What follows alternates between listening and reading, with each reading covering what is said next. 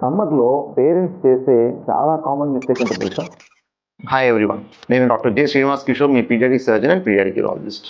సమ్మర్లో పేరెంట్స్ చేసే చాలా కామన్ మిస్టేక్ ఏంటో తెలుసా?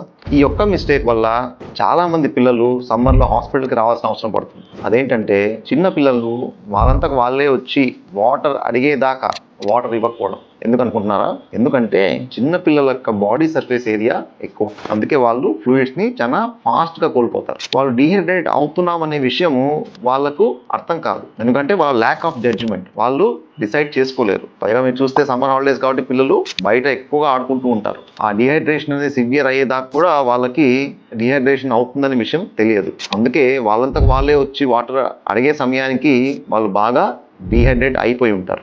అందుకే సమ్మర్లో పిల్లలు వాళ్ళంతకు వాళ్ళే వచ్చి వాటర్ అడిగేదాకా వెయిట్ చేయకుండా మధ్య మధ్యలో వాళ్ళకి వాటర్ అనేది కొద్దిగా ఇస్తూ ఉండాలి. వాటర్ కాకపోయినా ఈ lemon juice with salt and sugar, లేకపోతే కోకోనట్ వాటర్, లేకపోతే బటర్ మిల్క్ విత్ సాల్ట్, ఇలా ఏదో ఒక లిక్విడ్ రూపంలో వాళ్ళకి హైడ్రేషన్ అనేది మనం ఇస్తూ ఉండాలి.